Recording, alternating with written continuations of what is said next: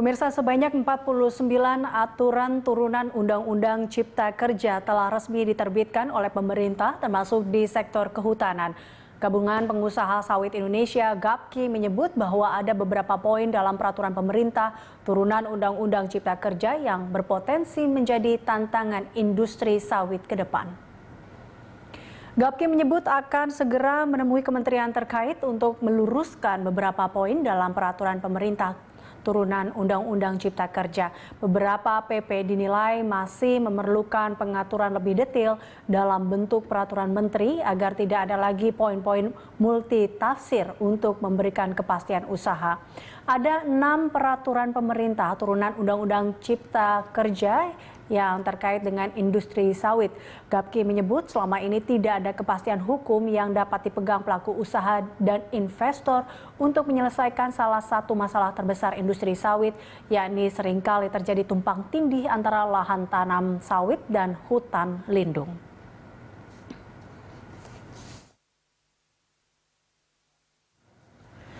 Ya pemirsa, di sektor kehutanan beberapa aturan turunan Undang-Undang Cipta Kerja yang sudah terbit antara lain PP nomor 22 tentang penyelenggaraan perlindungan dan pengelolaan lingkungan hidup, PP nomor 23 tentang penyelenggaraan kehutanan dan PP nomor 24 tentang tata cara pengenaan sanksi administratif dan juga tata cara penerimaan negara bukan pajak yang berasal dari denda administratif di bidang kehutanan. Namun untuk membahas hal ini kita sudah bergabung dengan Sekretaris Jenderal Kementerian Lingkungan Hidup dan Kehutanan Bapak Bambang Hendroyono. Terima kasih Pak Bambang telah bergabung bersama kami dalam Prime Time. Pak Bambang, ini ada beberapa aturan turunan Undang-Undang Cipta Kerja sudah terbit Pak Bambang. Lalu bagaimana payung hukum ini nantinya berperan dalam mengakhiri konflik kehutanan? Terima kasih Mbak Elisa, selamat sore. Assalamualaikum warahmatullahi wabarakatuh. Dengan telah terbitnya peraturan pelaksanaan sebagai tindak lanjut Undang-Undang Cipta Kerja, Kementerian Lingkungan Hidup dan Kehutanan mendapatkan amanah untuk 3 peraturan pemerintah. Yang pertama PP 22 tentang penyelenggaraan pengelolaan dan perlindungan lingkungan hidup, kemudian PP 23 penyelenggaraan kehutanan dan PP 24 tata cara pengenaan sanksi administrasi dan tata cara penerimaan PNBP dari denda administrasi bidang kehutanan. Dalam kaitan itu tentunya ketika Undang-Undang Cipta Kerja diusulkan oleh pemerintah dan juga itu telah mengidentifikasi permasalahan khususnya di bidang kehutanan di lapangan, inilah yang menjadi acuan kita yang intinya ke depan ketika kita ingin mengedepankan produktivitas hutan, itu kita sudah mengetahui masih adanya persoalan-persoalan dan itulah yang kita harus selesaikan dengan Undang-Undang Cipta Kerja dan juga peraturan pelaksanaannya. Dalam kaitan itulah PP khususnya di bidang kehutanan ini kita sudah selesai untuk memasukkan pasal-pasal yang memfasilitasi bagaimana kawasan hutan yang sudah dikukuhkan sejak Undang-Undang 4199 melalui penunjukan, penataan batas, pemetaan batas, dan penetapan yang luasnya kurang lebih 120 juta dengan segala persoalan dan permasalahan yang ada di lapangan, khususnya bagaimana tidak ada lagi terjadinya konflik di bidang kehutanan. Yang kita soroti tentunya kita mengarahkan keberpihakan kepada masyarakat karena konflik itu sering diidentikan dengan masih adanya ketidakberpihakan dan ketidakadilan masyarakat dalam mengelola kawasan hutan itu. Itu poin yang didorong di dalam Undang-Undang Cipta Kerja, kemudian juga PP di bidang kehutanan. Dan konflik inilah yang kita arahkan dengan 2 bagian besar.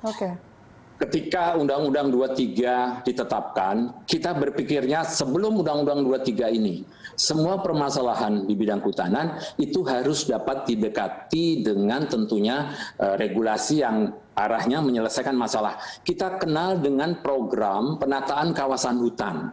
Ketika kita mengakomodir semua yang telah terjadi, khususnya masyarakat yang berada di dalam kawasan hutan dan di sekitar kawasan hutan yang selama ini memang atas ketidaktahuan dan tidak terinfonya tentang kebijakan kehutanan ini, kita mengarah kepada penyelesaiannya memberikan kesempatan mereka tetap bekerja, melanjutkan produktivitasnya, dan yang paling penting kita berikan akses legalnya. Akses legal itu dalam kaitan kebijakan perhutanan sosial itu betul-betul kita prioritaskan kepada masyarakat yang terus-menerus tinggal di kawasan hutan.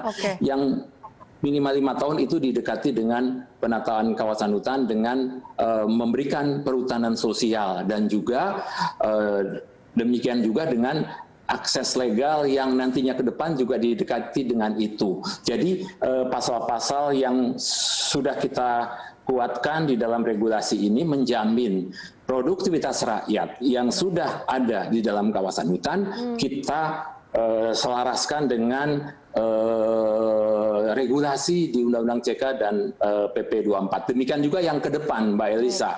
Kita menata kelola kembali ketika sudah tidak ada lagi tumpang tindih dengan diselesaikan tadi dengan penataan kawasan hutan, itu mulailah PP dan Permen ini ke depan dengan mengedepankan keberpihakan, keadilan, kemudian juga kita pastikan kawasan hutan itu untuk kepastian usaha dan juga keberlangsungan usaha. Yang paling penting kepastian hukum terhadap semua stakeholder yang ke depan nanti sudah jelas tegas sekali, tidak ada lagi masalah ketika usaha kehutanan yang akan dilakukan oleh investor-investor dijamin memang ke depannya tidak ada lagi konflik khususnya dengan masyarakat tadi. Jadi kehutanan kita bedah secara utuh, Mbak Elisa. Oke, Pak Bambang, ini dia tadi yang dikatakan bahwa ada beberapa poin dalam peraturan pemerintah turunan Undang-Undang Cipta Kerja ini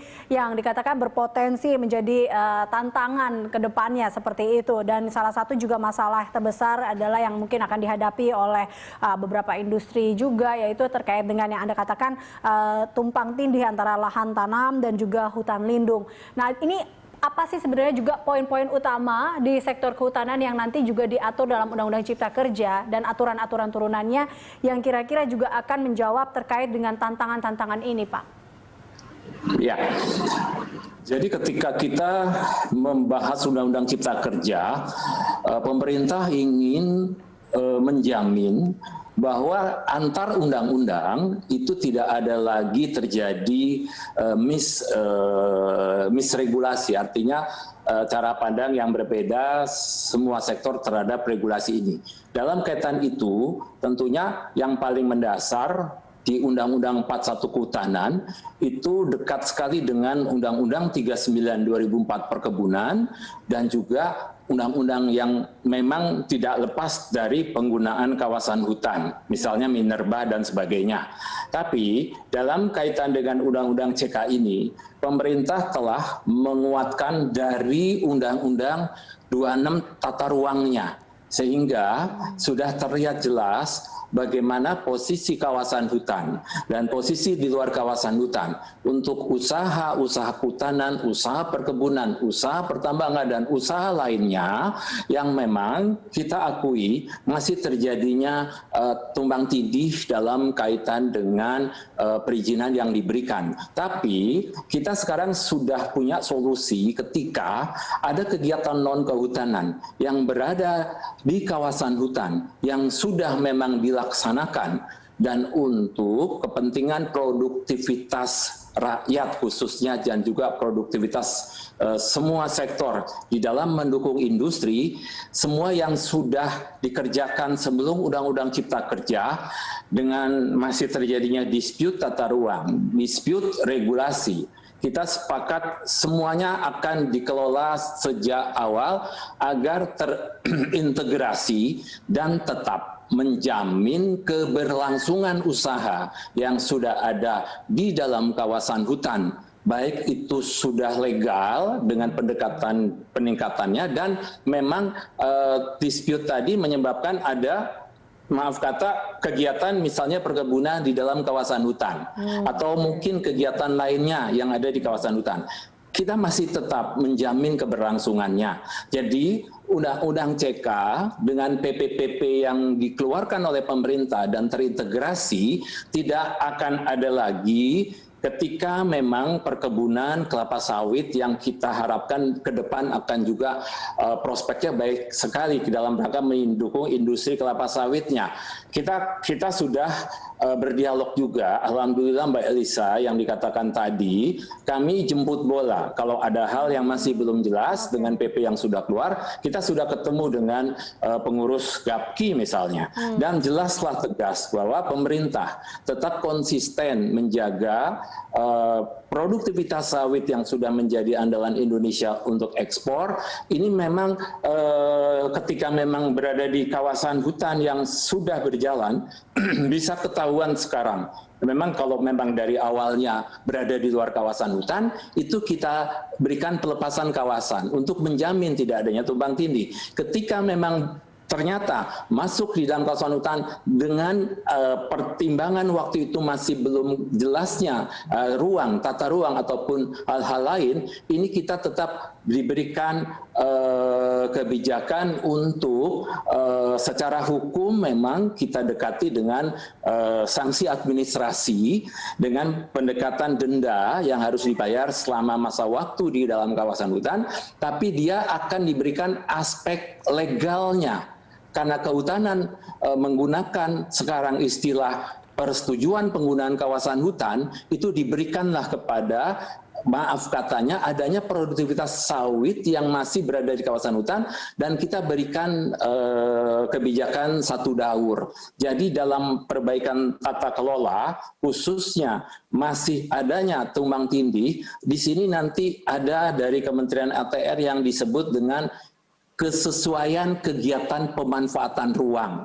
Ini yang akan kita lihat ke depan, tapi semua yang sudah dilaksanakan sebelum Undang-Undang CK dan kita jaga khususnya produktivitas sawit rakyat, peremajaan sawit rakyat dalam skala-skala yang sudah dibangun 5 hektar sampai 25 hektar dan itu menjadi plasma dari kebun, itu teman-teman dari asosiasi GAPKI itu juga sudah memahami. Jadi kami tidak akan ada istilahnya kebijakan yang menghentikan produktivitas rakyat, tapi justru didekati dengan pendekatan hukum sehingga mereka punya legalitas yang sah dari kementerian yang memang bertanggung jawab di dalam kawasan hutan. Demikian juga yang di luar kawasan hutan, ketika HGU itu memang awalnya memang di luar kawasan, itu akan juga diikat dengan kebijakan dari Kementerian Pertanian. Jadi kami dalam Undang-Undang CK sudah mengantisipasi itu Mbak Elisa. Ya. Niatnya produktivitas tidak boleh terganggu, justru kekuatan daya saing industri yang harus kita pikirkan sama-sama dan ini menjadi bagian penting. Terima kasih Mbak Elisa. Baik. Jadi memang komunikasi tetap berjalan dengan baik untuk bagaimana menciptakan Ciptaker terkait dengan kehutanan ini berjalan dengan baik. Terima kasih Pak Bambang telah bergabung bersama kami dalam Prime Time. Pemirsa, Sekretaris Jenderal Kementerian Lingkungan Hidup dan Kehutanan Bambang Hendro Yono.